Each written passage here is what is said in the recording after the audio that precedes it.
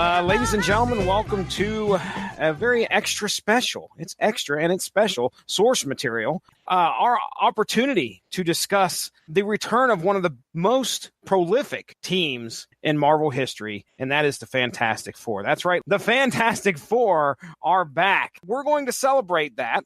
And in order to do that tonight, I've brought in a guy you've heard on the podcast before. So Evan Bevins, welcome back to Source Material, my man. Thank you very much. Glad to be here. So we wanted to get together for quite a while. I mean, me and you've been batting things back and forth about what to cover. I think originally the plan was for Squirrel Girl. I'm always open for Squirrel Girl. Yeah, buddy. And we just haven't had a time because not only you, but I think like 3 other people were like, okay, if you're talking Squirrel Girl, I've got to be in there. So we have not got anything really set in stone for that. But shoot, we were talking about that at least a year ago. Oh, yeah. And I don't know if I threw it at you, if you threw it at me, one or the other. I know I just had to get you on the podcast in some way, shape, or form. You came up to me and you said, we need to talk about Dan Slott's run on The Thing. One of my all-time favorites. Yeah, give me an idea of why do you think this book fits so well? Well, you've got, of course, Dan Slott's been writing Amazing Spider-Man for 10 years and just came off of that. I was thinking back about what we could talk about, and I go back to this because up until Squirrel Girl stole the spotlight, Ben Grimm, The Thing, was probably my favorite character. And this run that Dan Slott did was, I think, probably the closest he's been to writing Fantastic Four regularly until today. We had the chance to talk about his swan song on Spider-Man a couple weeks back. And I've read Dan Slott's Spider-Man. Shoot, how long was he on that book? Did we say like 10 years? Yeah, he wrote, he was there for one more day. He was part of the Brain Trust with Mark Waid and Bob Gale and some of them. Mm-hmm. And then gradually he just kind of took over. Yeah. I started having Spider-Man on my pull list 2010. So it was definitely in the midst of most of his stories that he was bringing out for Spider-Man. And so I read Dan Slott on Spider-Man. It was great to to read him on his final issues with Threat Level Red and Go Down Swinging. That was a great story. Awesome. So then you told me, hey, Dan Slott did a run on The Thing. And I was like, okay, this ought to be interesting. Considering we have the new Fantastic Four issue that dropped, it was last week, on Wednesday. Mm-hmm. And Dan Slott has taken over, or at least he's going to be the continuous writer on Fantastic Four, at least for the foreseeable future, right? Yeah, right. Hopefully, as long as he was on Spider-Man. Yeah, man, another 10 years. That'd be crazy.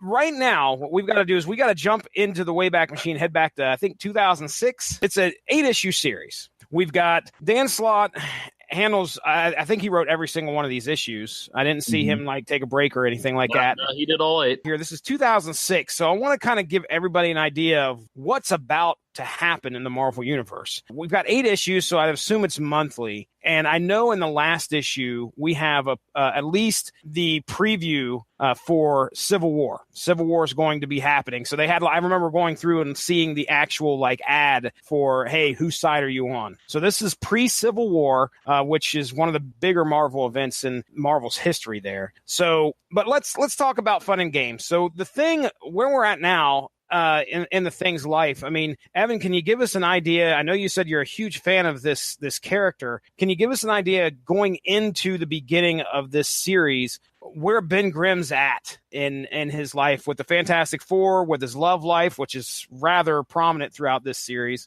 What's your best summary of what we got going into Fun and Games? Well, if I'm remembering right, this kind of ran parallel with Mark Waid's run on Fantastic Four. And one of the things he did in there was he kind of let some of the members split out on their own with the money that the Fantastic Four made from patents and things like that. When this series starts out, you've got Ben Grimm living in a penthouse, dating a movie star, and kind of not at first doesn't seem like the same old Ben Grimm we've seen over the years. Give us an idea of what the same old Ben Grimm's like. Ben Grimm's kind of like the Rodney Dangerfield of Marvel. He gets no respect. I mean, he's strong, but he always gets beaten by the Hulk. Mm-hmm. He's kind of, almost number 4 on the team. You've got Reed and Sue, the power couple. Reed's the Mr. Fantastic, the resident genius of the Marvel universe. Invisible Woman's the heart of the team once you get past some of those early 60s stories. You got the Torch, who's literally flamboyant, and he's the brother. And then there's the Thing, the best friend, the sort of uncle, but he never seems to, his luck never seems to work out the way he wants it to. I mean, everybody else got these powers and they're stars, and he's the monster. He always has to take the beatings, is always getting beat up by the Hulk, almost cured, and then something happens.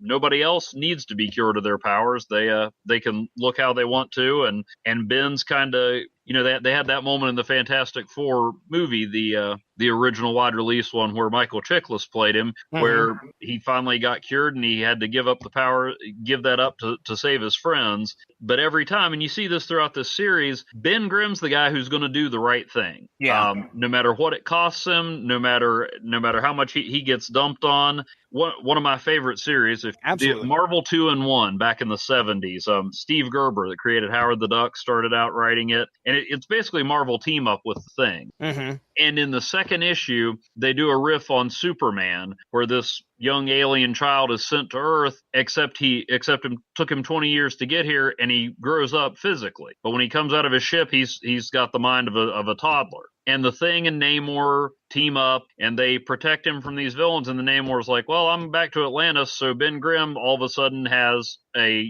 toddler with the body of a 22-year-old. and super strength and all this stuff. And how many other people outside of maybe Spider-Man, how many other heroes do you know that would take that in stride? Yeah. But Ben does. He's just the guy you can count on. And I think Dan Slott does an awesome job on the first page setting up the series when he has the Thing introduce himself as the Kevin Bacon of the superhero set. That's the truth, too. It is, because you can tie him to just about anybody. It's funny how that is. But now he's coming to some money here in this series. You were talking about how he's cashed in some patents, and this is a side of the Thing that he's still got a heart of gold, but right. It's a thing that's I think in this first little bit where they're fighting, what is his name? Cauldron the Scalding Man. What an odd villain. My goodness. Yeah. I've never seen anything like this. So yeah, when he's fighting that, and then there's some collateral damage, I guess you'd say, and somebody's getting ready to sue him, and Ben's like, oh, I'll just write you a check. And that theme's played out a lot through this series about how rich he is. He's, just like you said, he's got a movie star girlfriend by the name of Carlotta. Oh my goodness. LaRosa. Okay. Yeah. So she's like this famous actress who's, she's on the arm of the Thing. And I guess let's talk about Alicia Masters and the Thing right now. Clearly they're not a thing. Any idea when that occurred? Have they always been on and off, or? Well, there was that weird time in the 80s and 90s when Alicia actually married the Human Torch. That's right. Oh, man. And if they weren't at odds enough. Right.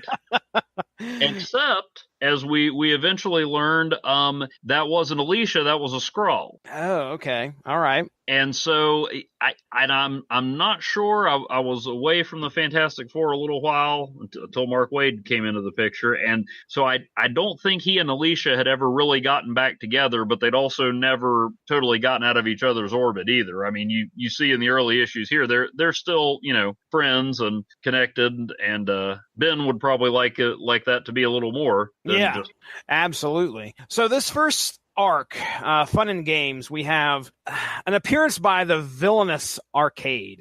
Give us an idea who Arcade is, what his villainous hand brings to the Marvel Universe. He is an assassin, but he's one with a flair for the dramatic and the absurd. He doesn't just take somebody out, he puts them through a series of games in what's usually called Murder World. A lot of times he pops up with the X-Men, but he's a guy you bring in for all kinds of weird storylines. Actually, I remember the first time I saw Arcade wasn't in a comic, it was in a Fantastic Four module for the old TSR Marvel role-playing game.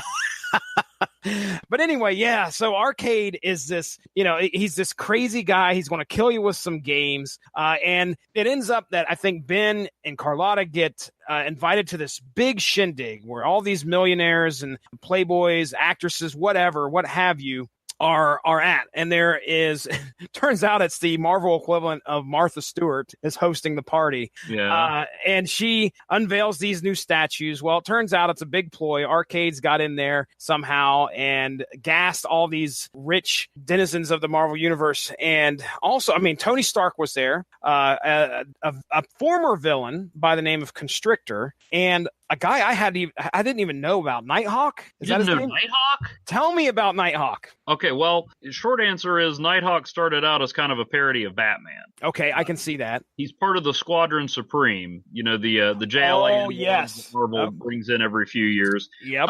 But where I know Nighthawk from, I was talking about Marvel 2-in-1. It's probably my favorite series. Right after that is the Defenders in the 70s and 80s. Read a lot of the essentials, and Nighthawk was the guy who always wanted the Defenders to be on the level of the Avengers, whereas Doctor Strange, the Hulk, Namor, they didn't care. But Nighthawk cared, daggone it. Didn't always work out well for him, but he tried. And they said he was a villain as well at one point too, right? Yeah, Squadron Supreme started out as villains, and are at least in one of the many versions of Squadron Supreme. I'm recalling a little bit of that now as them being like the JLA analogs, because Hyperion was the Superman of the group. I can't. Is Power it Princess? Princess? Princess. I was going to call her Princess Power. Power Princess. That's right. Yeah, like I said, there's not only is the Thing there, but also a couple superheroes / former supervillains, and they get taken to this island after they're all gassed. They wake up on this island, and it's Arcade's Murderland, and we have Arcade with his trusty metal alloy Brynaki, which is this his? I assume this was his first appearance. I have no idea, but is this somebody that's showed up before? He has, and I can't claim to have known this until I went back and was rereading it, because there are some references to Brynaki, however you say it, like Arcade finding him in a million pieces, and he keeps trying to get Arcade at one point to change the name to Mordillo Land. That's right. Yeah, I wondered if that was a reference to something. Well, thank goodness for Google. Mordillo, or however you say it, was a Shang-Chi villain, and Brynaki was his robot servant, slave, or whatever. And even after Mordillo died, Brynaki kept trying to serve him and attack Shang-Chi. Oh, okay. At one point, he also fought Moon Knight and Rom. Slott has a good way of grabbing some of these things that I've never even heard of and making them at least a very important part of the story he's telling now. Oh, yeah, absolutely, because I had no idea. I mean, that's a deep dive into... It is. It really is. So these two guys, along with Locke and Chamber. So Locke and Chamber are there as well, which they just seem, I don't know much about these guys, but they seem like two assassins that are helping him out. Yeah, they're kind of Arcade's right-hand man and woman. They're his top hinge people. Here we are on Murderland, Arcade's Murderland. It's like a theme park. According to Arcade, he says there is a spot on this island. Everybody has to get to this spot. If one person steps in there, they win the game. If nobody else gets into that spot, I think within 10 seconds, then anybody outside of that spot loses. So it's kind of like an immunity thing. You can step in there, and as long as everybody else gets in there within 10 seconds, whoever gets in there within that time is considered a winner, which I assume would be, okay, you're not going to die and you can get out of here. Right. But yeah, so the game is on. We get treated to the Thing going through some of these trials. I mean, there's a point where he has to fight a bunch of, in the Marvel version of this theme park, there's a bunch of heroes that are robots that come after him.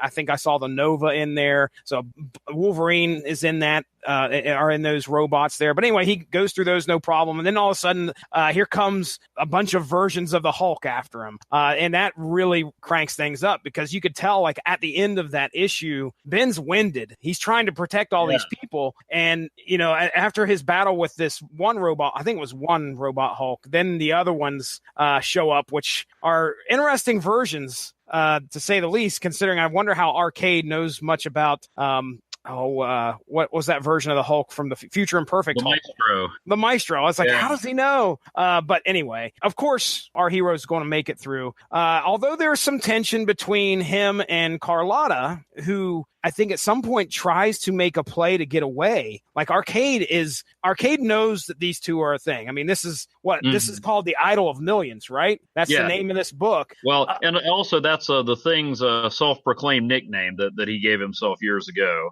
Okay. Now, these two are a hot couple, your Benifer or what have you. So the papers have been paying attention. Trust me, Arcade is as well. So Arcade kind of throws a little wrench into the game here by telling Carlotta, hey, look, I know who you are. Do you want out? I'll give you the option to get out of here. Here's all you have to do. And he gets her and it gives her like access to some kind of hovercraft. There you go. I'll go with that. Flying thing, but hovercraft sounds better. So he gives her access to this hovercraft. She's like, I'm out of here. I'm sorry. I've got to go. And Ben's like, what the hell?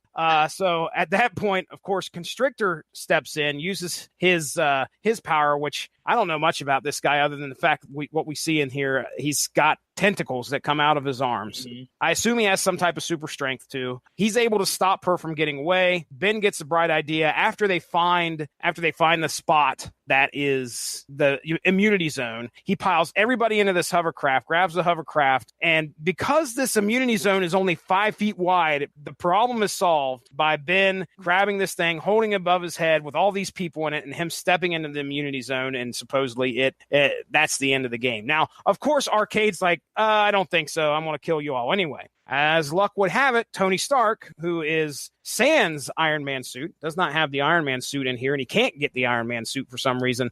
He is able to find his way into the underbelly of this park, reprogram some things, including Arcade's faithful little buddy, Bernanke. Bernanke is like some kind of, as he's reprogrammed, he's like a mini version of Iron Man. Comes in there, and they both put the game to an end. Throughout all this, I just kind of want to throw this out there. Alicia Masters is trying to find what happened to the Thing and all these people when they disappeared. So she's kind of working, I think, with Daredevil. Can I throw in a little something about Constrictor? Yeah. Okay, so I'm not familiar with him either. He seemed to me, not that familiar. He seemed to me to be just one of those go-to villains. I know... he's got to be a member of the Serpent Society. Yeah, somehow. And he was in... I don't know if it was Joe Kelly or Christopher Priest. I think he was Deadpool's roommate for a while.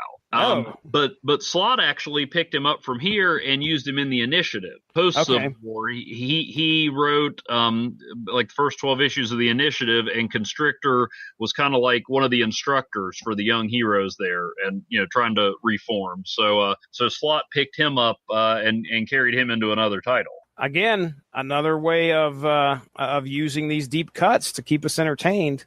So Alicia Masters helps them find the island and get everybody off of there. After the Thing saves everybody on there, the next step is getting them off of there, and Alicia Masters steps in and helps out while she was hanging out with Daredevil and doing some investigating. Now, one of the key things that we take away from this is the very end, which I think is the best part of this whole story. I mean, yes, we got some great clobbering time going on here. But when Daredevil brings Alicia a present, and I don't know if it's because her birthday's coming up or whatever, but anyway, he brings her a present and he asks her about her feelings for Ben. And she's like, no, that's all in the past. And he says, thank you. That's enough. That's all I need to know. And then as he's going away, or as he's swinging away, he said, in his mind, you see the thought bubble to know that you're lying. So right there, we're sowing those seeds that she definitely still has feelings for Ben Grimm. I'm stepping back here. Evan. What do you think of this first story arc? Well, you got a lot of classic Thing, a lot of humor. He's not getting taken seriously by some of these rich folks, and that was a cool kind of dichotomy, the way they played that. The Thing was kind of fish out of water in their world. Now all of a sudden they're in the superhero supervillain world, and he says, okay, you guys got to listen to me now. Mm-hmm. So and again, he's with Stark not having the Iron Man armor. He's top superhero dog, and still no respect. Yeah. His interaction with Carlotta was, I don't know, it's kind of a neat way to see how Dan Slott handles the character, because it's almost like Ben doesn't feel that even though he has all this money, he definitely doesn't feel like he fits in with that crowd. Yeah. He kind of thinks that, and you kind of wonder about that as you're reading the story, that, she's with him for the money, for the profile, because she's a hot up and coming actress, but she's still kind of new on the scene. So he can't quite shake the feeling that, she's kind of using him. As the story goes on, there's nothing really to say she isn't. Anything else you'd like to say about Fun and Games before we move on to pause and fast forward? No, it was fun and there were games. Yeah, yes, sir, it was. All right, so pause and fast forward. Now, this was just a kind of a quick one-shot deal. We start out with Lockjaw of the Inhumans. Now, give our readers an idea of who Lockjaw is, because a lot of people may be thinking that I'm talking about an actual superhero person, but that's not the case here, right? According to most interpretations, no. Okay. Lockjaw is back when the Inhumans show that didn't work out too well came on. I was telling everybody Lockjaw is going to be your favorite character, whatever else happens on the show. Mm-hmm. He's a big, lovable dog who can teleport anywhere. I mean, I remember one Fantastic Four story where they were trapped in some far-flung part of the multiverse that no one could reach him, except Lockjaw. Except Lockjaw. And now there is an infamous Marvel story back in the Things post Marvel 2-in-1 solo series where John Byrne revealed that Lockjaw was an actual humanoid Inhuman who got transformed and disfigured into a dog-like shape by the Terrigen Mist. Oh my goodness. So he was originally a person, and then when the mutation happened, according to Byrne's story, and then years later, in almost a throwaway line in an issue of X Factor, Peter David wrote, Multiple Man was talking to Quicksilver, and he said, and so Lockjaw, he's like one of the Inhumans, right? He's not just a dog. And Quicksilver goes, oh, that was just a prank that Karnak and Gorgon pulled on that idiot Grimm. Oh no. Okay, so and so they rewrote that.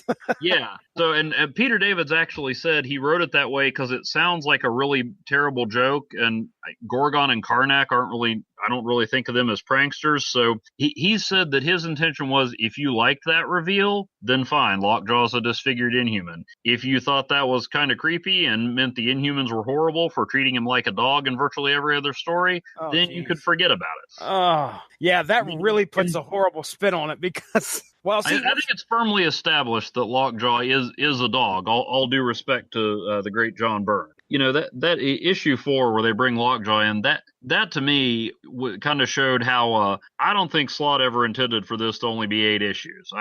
I think probably sales dictated that because, I mean, he's building a real nice supporting cast here with Alicia, you got Lockjaw, Well, and like I mentioned earlier, the Civil War is right around the corner here. Now, I'm sure you would know more about this than I do, but my assumption is that editorial is going to know most likely any events that they have ready at least 6 months in advance. Sure. That would be my assumption. So, as Civil War is just about to happen, this series ends. So pause and fast forward. Poor Lockjaw, hanging out with the Inhumans, unfortunately is in the same room as Karnak is when Karnak decides he's just gonna like destroy this piece of stone. And when he does this, it flings this shard into Lockjaw's face, pretty much, and it's stuck there. Lockjaw can't do anything to get it out. And it's so funny because he teleports all over the place trying to get this thing out. And I think my favorite moment of this book or this story is when he pops in front of the Watcher, and he's just, he's howling, trying to get somebody to at least look at him and pull this thing out. And the Watcher knows all, and he sees that thing sticking out of his face, and he says, I understand. He's like, I understand your pain. However, I can only watch. He doesn't do anything to pull it out. That's the oath I read in every issue just about of What If, and I'm like, man, that's the Watcher sticking to his guns. Oh goodness. Now, granted, if you want to take a look at it in a more serious note, maybe the Watcher knew that Lockjaw was going to play an important part in Ben Grimm's life and could not interfere in doing so. So there we go. I hadn't thought about it, but yeah, you might be onto something there. Yeah. So okay. All right. So anyway, Lockjaw finally teleports to the Baxter building. I can't even remember if he goes through a couple of I think he tries to go through a couple of the Fantastic Four, but Right. the thing understands. The thing looks at him and says, "Oh, come here, man. Come here. Let me see." And pulls that thing right out. And right then and there, Ben Grimm has made a friend for life. Lockjaw is his buddy. There really isn't a whole lot that happens in this issue other than I think Reed wants to get Ben out of the house with the kids. He believes that Ben needs to go spend some time with the kids, maybe come back down to earth a little bit. He's living the high life. I don't know how many times we've seen Ben Grimm in his mansion, getting falling asleep in his big fluffy bed, and he's very aware and cognizant of what his life is compared to what it was prior. He's living in the lap of luxury now with all this money. The Thing is trying to find something to do with the kids, and what they decide to do. One thing Ben Grimm decides to do is a good time. He's trying to impress Franklin. Franklin seems to be down in the dumps a little bit here. So they decide to go to the horse track. Where else would you take a couple of young kids? That's my first destination. Chuck E. Cheese? No. Horse track? Yes, sir. Let's go. And of course, hijinks ensue when a villain, which this has got to be a new villain. There's no way. If this is a villain that's been around, I'm going to be surprised. A villain by the name of Shock Jock. Yes, Shock Jock shows up at a horse track. Here we have, I think he's robbing and taking all the money from all the bettings that are going on here at the horse track. And of course, Ben Grimm steps in, and we have a knockdown drag out. And luckily, Lockjaw returns the favor and helps the Thing defeat him. So at the end of the story, Ben's trying to talk to Franklin to find out, what's going on. Why are you so down? And Franklin, out of the mouths of babes, as they say, is able to actually make Ben realize that his money really doesn't mean anything, but it's definitely your family that is the most important. Lockjaw gets granted, I guess, to stick around with the Thing at the end of this issue. The Inhumans say, "Hey, why don't he'd like to stay on Earth with you," and Ben Grimm's like, "Okay, great." So there you go. Not really a whole lot that happens other than Ben Grimm and Lockjaw become buddies, and Franklin kind of brings Ben down to earth in regards to the whole money situation. I mean, I love Lockjaw. A lot of times, and it's almost cliche to say it, but comics get so dark. And this is just, hey, this is a fun issue, Yeah. Mm-hmm. But it still advances that story.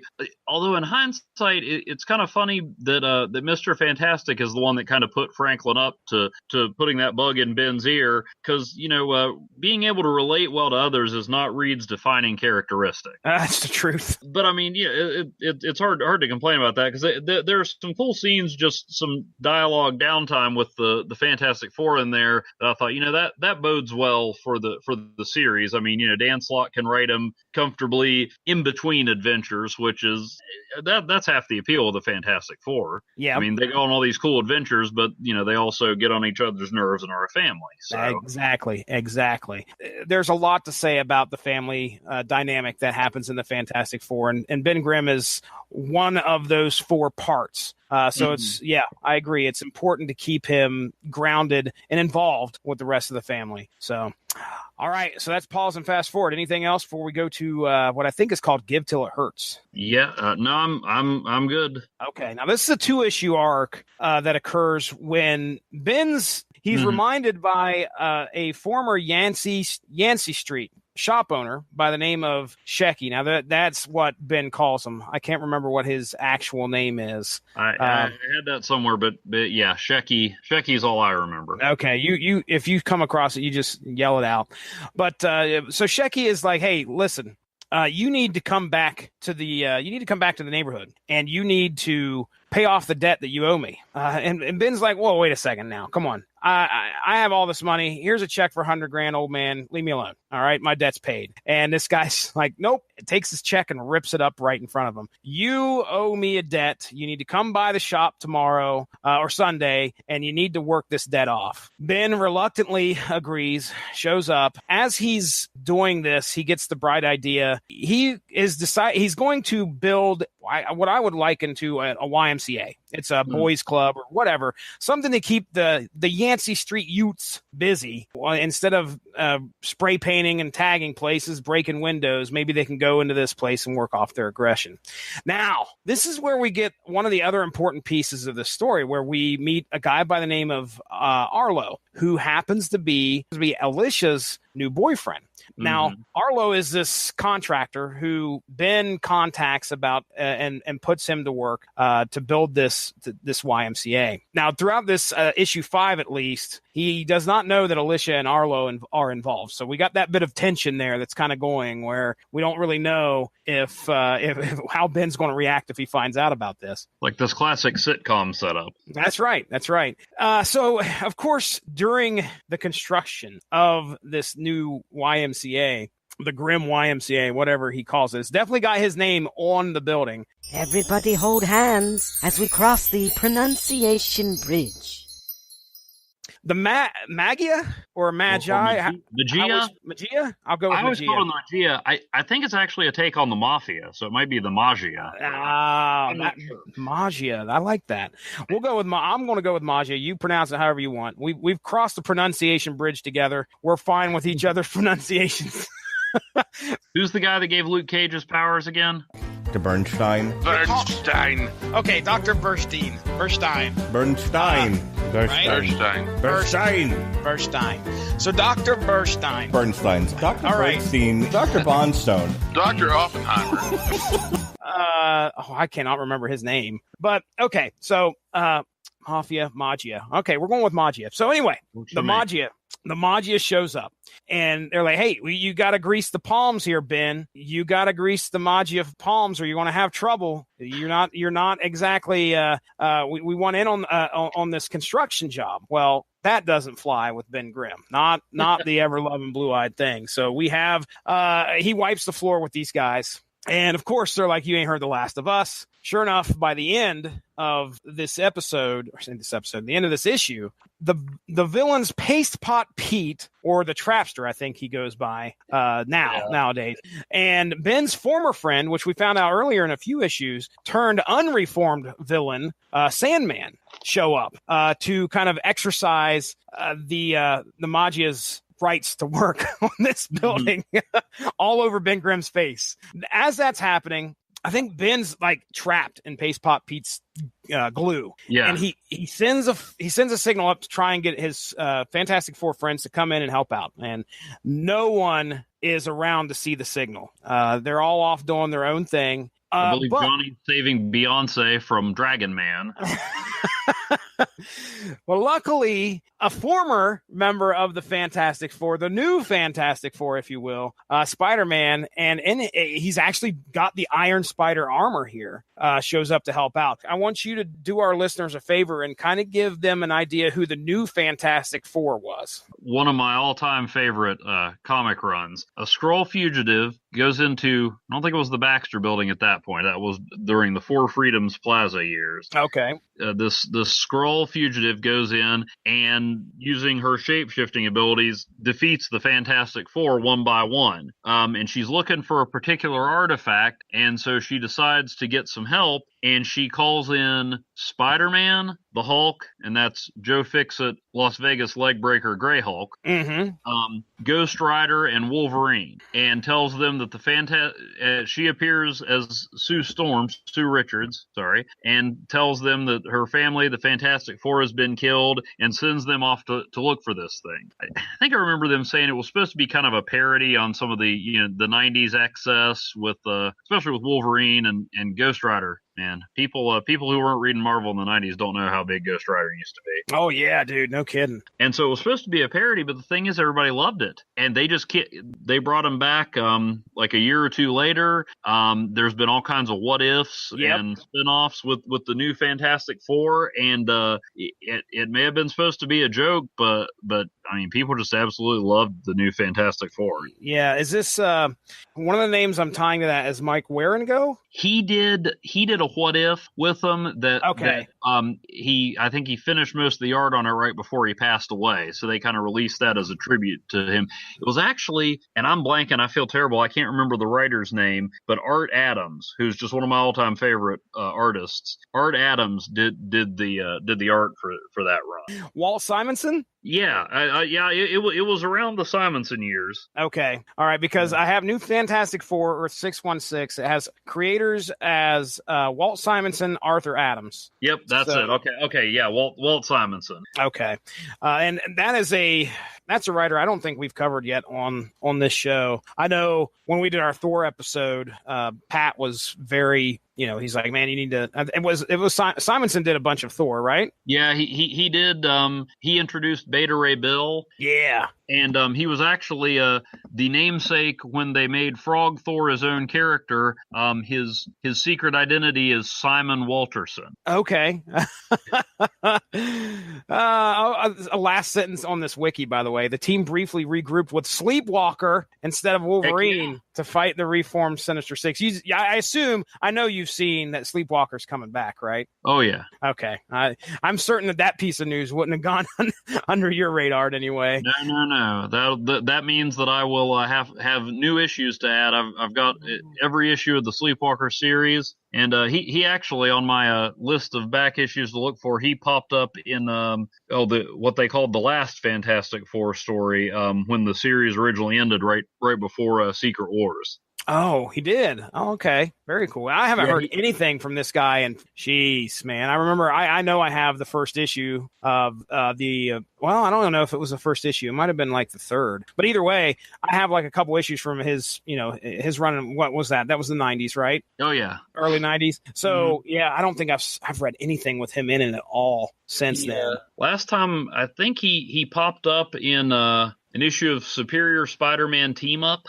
Okay. And then he also had the brief cameo. You'll notice a theme here in a recent glorious blast of C-list cameos in an issue of Squirrel Girl not too long. Ah, nice. Very nice. Spider-Man shows up, Iron Spider armor, Paste Pot Pete, the Trapster, I should say, and Sandman. They're going to blow things up. So they've got bombs all over the place. The focus then at that point is that we need to get the bombs out of there because Spider-Man's able to help Ben take care of the villains pretty easily. I mean, I'd say the Thing had his hands full with the Sandman, but they're able to overcome them. But the next thing is they've got to get the bombs out of there. And one of the things that stuck out to me was that Lost was huge at that point. Oh, yeah. And the numbers to take these, turn these bombs off were the numbers from Lost. Of course, Ben Grimm didn't watch that beautiful moment. The Trapster's going, "Come on, it's the highest rated show in the country. How do you not know this? How do you not know?" So Ben can't. His big old thing fingers cannot hit this code in. So he does what any ever loving blue eyed thing would do, and that's lay the bomb down on the ground and lay on top of it. So he takes the brunt of the damage, but Damage Control comes in. Damage Control, I haven't seen them in a while. I don't know if they were very prominent in 2006 or not, but again, another throwback to the early 90s for me. Damage Control had another really odd role in Civil War, actually. Okay, the precipitating event in Civil War was when Nitro exploded while fighting the New Warriors. Well, they revealed, I think the guy's name was Warren Declan or Warren Declan, something like that. He was the CEO of Damage Control, and he had actually been souping up villains' powers to drum up business for Damage Control. Oh, and nice. He had given whatever he was using, I don't know if it was mutant growth hormone, he had provided that to Nitro. So he made the bad situation even worse. And that was, I think that was Wolverine's main arc in Civil War, was Wolverine went after that guy. Yeah, he went after Nitro. Trust me. That's I have posted and reposted that picture where Wolverine I think he gets blown up because he's in a plane. The plane crashes. Or maybe it's Nitro that blows him up. I can't remember, but I just know that he goes down to a damn bear skeleton. There's nothing left, and then he regenerates. I'm like, okay, we can't jump the shark anymore with Wolverine other than that right there. Yep. Okay, so damage control comes in for the cleanup. Arlo, throughout this whole arc, has been trying to tell Ben about him and Alicia, and he finally does.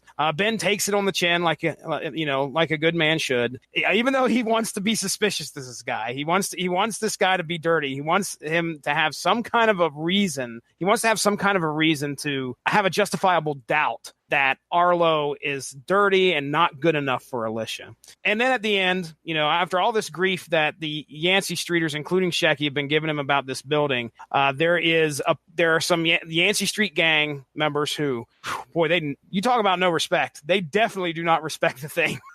But they changed their tune a little bit at the end. Yes, they do, because they're just about to vandalize this building when they, one of the other guys stops them and says, "Look, take a look at this," and you see down there that this building is not named after Ben Grimm himself. It's named after his brother, Danny, right? Right. Yeah. One of the original Yancey Street gang leaders. Yes. Yeah. They soften up on old Ben Grimm a little bit, other than, at the end when Ben Grimm, who unfortunately loses his teleporting dog, has to walk home yet again, falls asleep on a bench. Our gang members decide to show old Ben Grimm some respect, Yancey Street style, and tag him all up with the graffiti. So, again, the ending is just quintessential Ben Grimm. He's got the line, "I'm the man of the hour, the happiest guy in the world, and the most miserable freaking jerk alive." Because he knows he's not getting back with Alicia. And I love the part where he gets Peter Parker to walk by him a few times to see if the spider sense sets off. Yeah. He's giving him a hard time about the number of legs that come out of his back on the Spider-Man armor. He's like, "Why do you have 3? That makes it look like you can't count." And then another great line that it kind of gives you a different perspective on Spider-Man, because a lot of times we're reading from Spider-Man's perspective, and like we hear people don't like him, but we know what kind of guy Peter Parker is. But the part where Spider-Man shows up and Trapster and Sandman are like, "Oh no, not this guy," and even the things like, "Guys, I'm sorry, I had no idea he'd be the one to show up." Yeah. And then you also got to give credit the cover to issue 6 with Spider-Man in his trademark Spider-Man upside down dangling on the web pose and the Thing trying to recreate it. I mean, that's probably the best cover of some really good covers in this run. Yeah, I agree. All right, well, let's go ahead and we'll get to the second last story of this book. This man, this monster, disarmed. So Ben takes Alicia out for her birthday surprise. So, it was mentioned, I think, earlier that, he was going to take her out for her birthday. Of course, just as friends. At least that's the intention. So he's kind of at a point where he can't figure out where to take Alicia, and everything that he thinks of, she ends up kind of saying something that makes him go, "Okay, this isn't good enough." And he changes his mind real quick and has old Lockjaw teleport him to somewhere else. They start out in Paris, then they go back to New York. So finally, Ben decides on taking her back to ancient Greece by using the Fantastic Four's time travel device. Like a perfectly reasonable use for that. I love how he walks in and he's got Alicia, he has her by the hand. He walks into that room and there's like 4 humongous signs that do not want Ben in this room. It says, "Stay out, Ben. This is not a toy. This is not, you can't use it." Well, of course, Ben Grimm's looking to entertain his lady. And so, yes, the idea is to take her back to, I think, ancient Greece and let her check out, what are they called? Statues. Thank you. The statues. He was looking for the Venus de Milo. And she was actually bragging about how, or they would let her touch it in one of the museums. Well, he was going to take her back to the original real deal and let her check that out. Well, unfortunately, they run into Hercules. Tell our listeners about Hercules and who this guy is. Well, Hercules, I mean, it is the Hercules of legend and myth. He was one of the earliest new recruits to the Avengers, actually, back in the olden days. Okay. So yeah, he's been a long time Avenger, known for being a bit of a hothead. Also known for once out drinking Galactus. Jeez. But if you notice, in issue 6, you were talking about damage control. Hercules is there working for them, and it seemed like this odd, just odd cameo. Like why would you have Hercules in there? Good but point. he says, Ben Grimm, even though you remind me of a troll I once fought in my youth, I've always considered you a good friend. Holy crap. I totally missed that. Wow. And so here we have Hercules in his youth and sees what he believes to be a troll accosting a lovely young woman. And cue the hero battle as Hercules decides to step in, and we have a bit of a Donnybrook as they fight each other. And geez Louise, man, things, of course, as all the villagers are running to see this, one of them is the creator of the Venus de Milo. And as Alicia's like, she runs into this artist who created the statue. And what was it, like maybe not even a page later, Hercules sends the thing flying through the air, and the thing lands in all the statues. Ergo, the disarmed part of this title, where unfortunately the Venus de Milo suffers a catastrophic amputation to the arms of the statue. But yes, that's right. As they fight, of course, the heroes come to an understanding. I think Alicia steps in and says, "You guys, cut it out." Hercules is like, "Oh, I didn't know," and he leaves. I think the biggest message comes near the end of this, where Ben has been told throughout. I think there's a couple issues where he said, "Don't give up on Alicia." Somebody has said to him, "Don't give up on her. If you are in love with her, do your best to try and win her over." Here he makes his move. And as he's talking to her, one of the things that I took away from it is where he explains that, and I have it written down here. She's like, "Look, it'll never work. It will not work." And he says, "Look, some of the greatest works of art have cracks. And that's what makes their relationship a classic."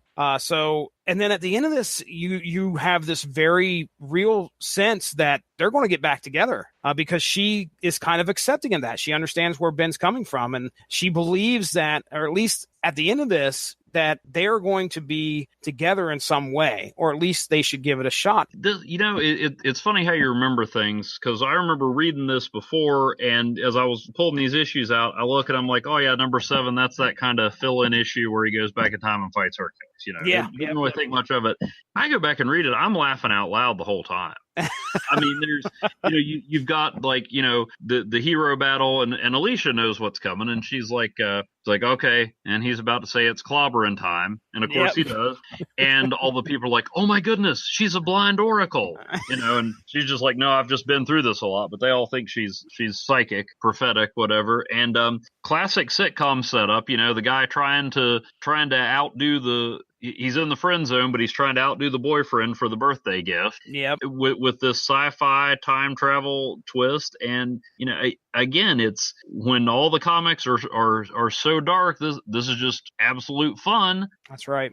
But it's a solid story too. There's definitely a place for these types of stories out there. And because a lot of people that I've talked to, and I know that some of the comics that they enjoy are the more lighthearted ones. We're about to get to this next issue that we get into, have a frequent guest on the podcast. His name's Josh Calandras, huge fan of some of the lighter side of Marvel superheroes. Howard the Duck, Squirrel Girl, Great Lakes Avengers, X-Men, Defenders, whatever.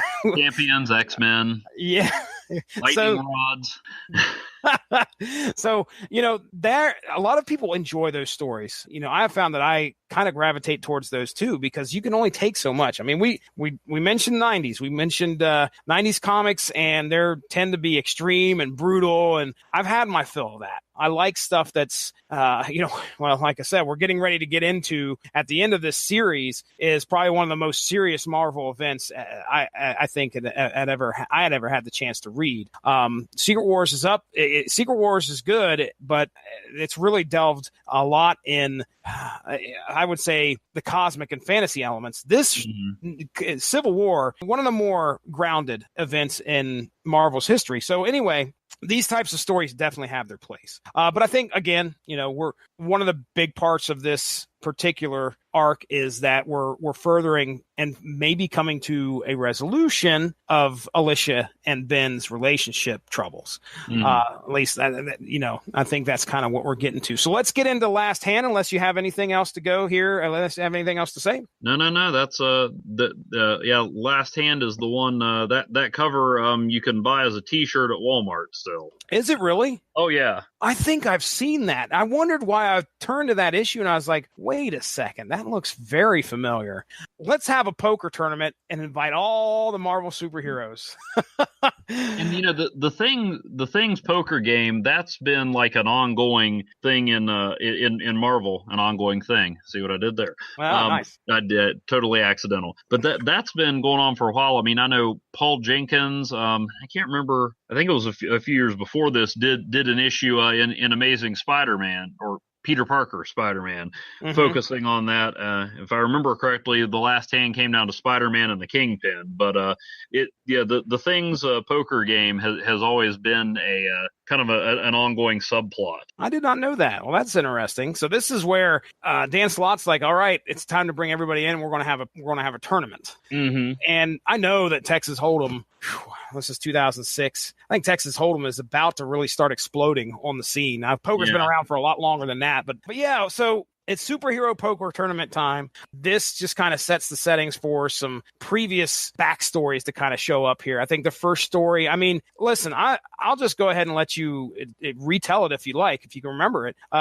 This story about Squirrel Girl. Oh yeah. Well, see, and this is another one where Slott's taken characters he's written before, because he brought the Great Lakes Avengers and Squirrel Girl back into the spotlight.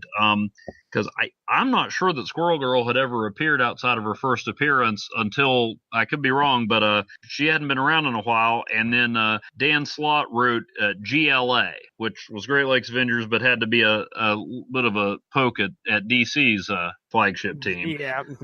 And they kept looking for new members, and Squirrel Girl comes in and she raises the bar of someone that you don't think could actually be a superhero, except unlike the rest of the GLA, she's really good. Yeah. And so yeah, at the end of that, they had found out that most, if not all of them, were mutants. So they changed their name to the Great Lakes X-Men. and so yeah, they have the flashback here with Squirrel Girl and Thing taking on the Bi-Beast. Bi-Beast. Yeah. Another villain that just looks just weird. Oh yeah.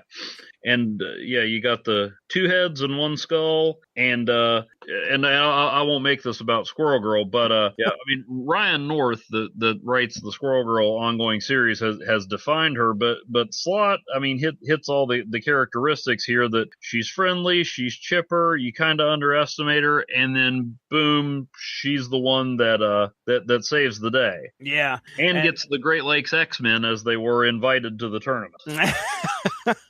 Yeah, they don't get invited to the tournament. She kind of brings them in as because she saved the Thing's hide, but by helping him defeat the Bi-Beast with stinky New York trash, ladies and gentlemen. And she relied on the fact that the Bi-Beast has two noses. I'll let you read it because it's a great way of defeating a supervillain.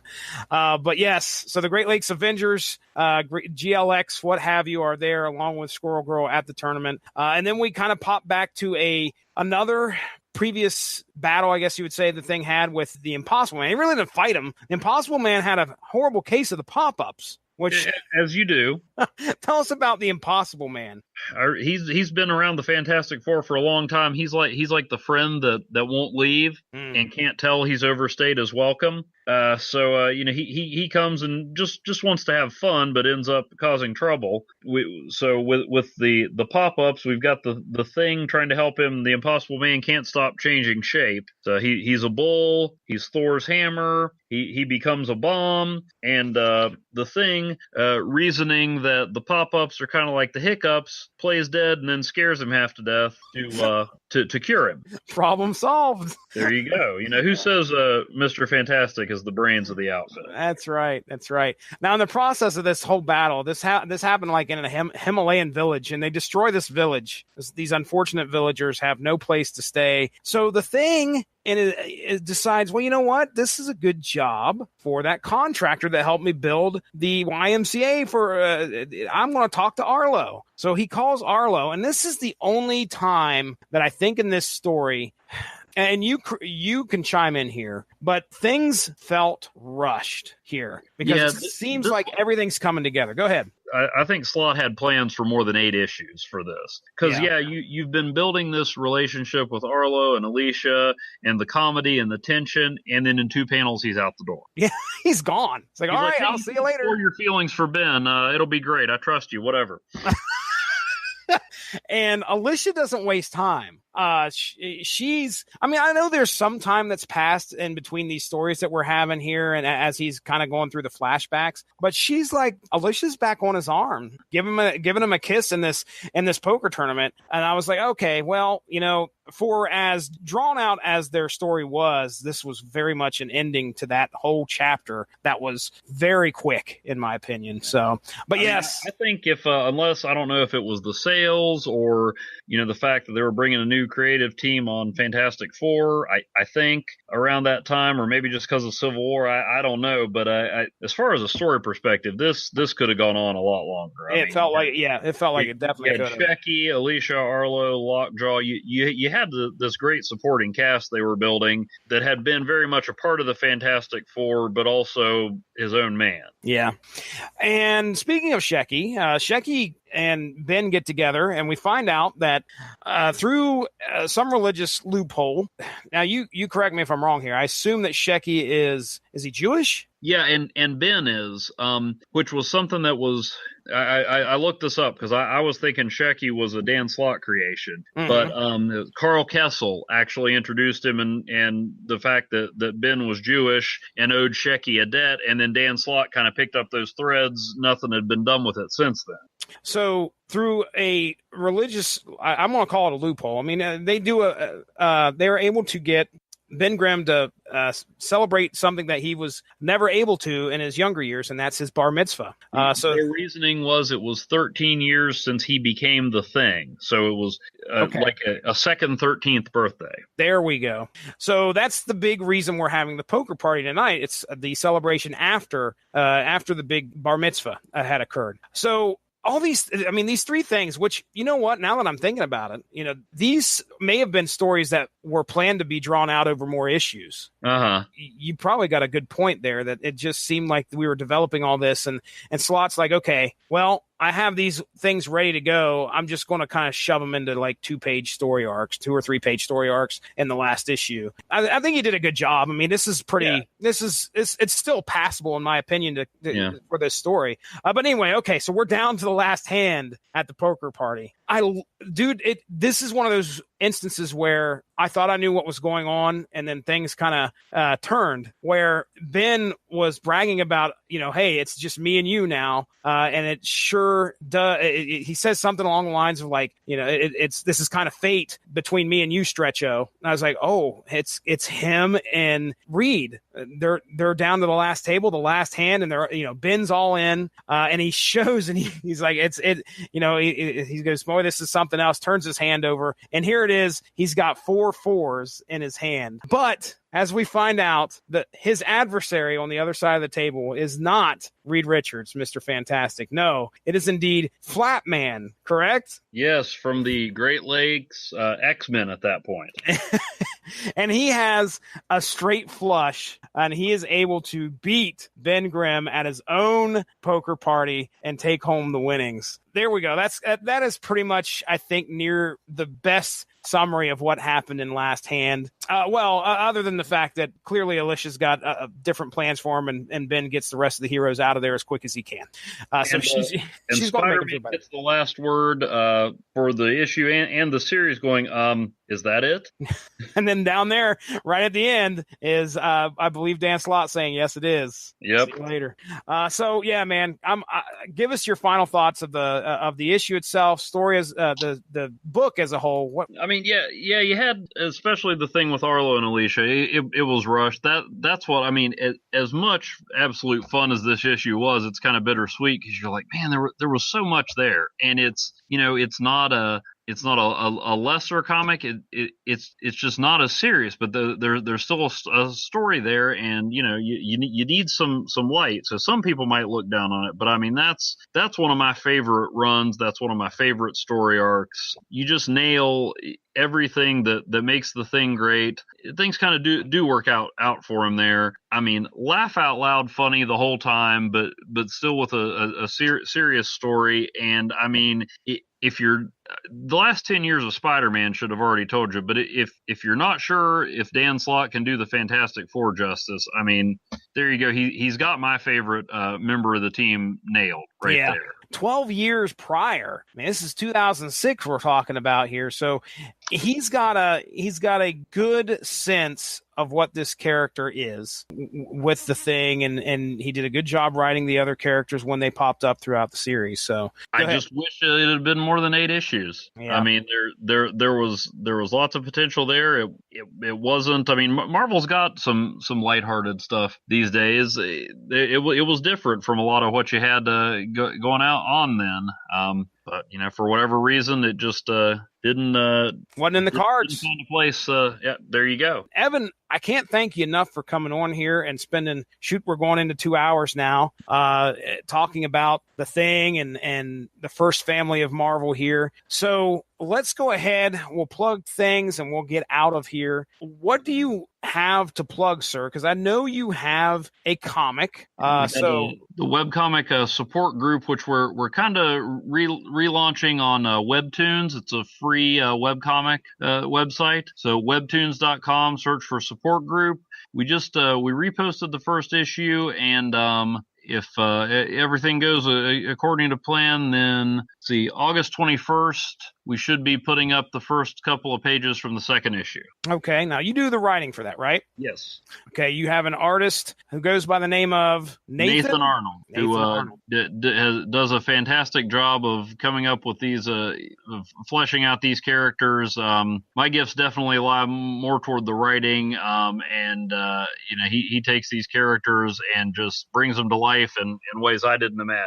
Well, I also write, if you're in West Virginia, Graffiti, statewide entertainment magazine, and you can usually find me writing a column about comics in there. Okay. Most months. And I write a column called Back Issues for the Parkersburg News and Sentinel to kind of let people know where all the folks that are filling up their TV and movie screens came from. Oh, good. Some people need that education. Believe you me. All right. Well, ladies and gentlemen, you can go give the Rattlich in Broadcasting Network Facebook page a like to stay up on top of all the great podcasts that our network has to offer. Obviously, right here, you have source material where we're coming up on, I believe we may be hitting 180 episodes, if not with this episode or shortly thereafter, 180. So we'll be celebrating our 4-year anniversary, I believe, coming up here next month in September. So there's also other content. We have podcasts usually revolving around movies, TV shows, Sunday night, 411 Ground and Pound, where you can, MMA Ground and Pound, where you can listen to Robert Winfrey talk about all the MMA news that we have out there. Music, metal music. I also am the 2nd/3rd chair on the Metal Hammer of Doom, where we weekly, at least try to weekly, review some of the more, we'll just say, some popular metal groups and their latest releases, and some of the not so popular. Recently, we did a review on a band, a Celtic metal band by the name of Cruachan, and it is the first. It is the first instance in which we did a review, and it turns out the lead singer from Ireland got in touch with us via YouTube. So we have an interesting story to tell about. So if you want to hear that, tune into that episode. We're at home on Spreaker.com, but we're also on Spotify. So one of the more popular music platforms out there also carry podcasts. You can just type in RADULICH search, subscribe, or maybe just listen to us individually. Maybe you want to just listen to 1 or 2 episodes. Either way, we don't care. A listen's a listen. Ladies and gentlemen, first off, let me thank Evan Bevins. Thank you, Evan, for coming on here and talking Fantastic Four with me. Thanks for having me. I appreciate it. Absolutely. And we've definitely got to do this again sometime. I know we've got a couple characters and stories that we've already talked about that we want to talk about here. So that's got to happen sometime soon. You're a fantastic guest. So that's Evan Bevins. I'm Jesse Starcher. This is Source Material. Have a good one. Bye-bye.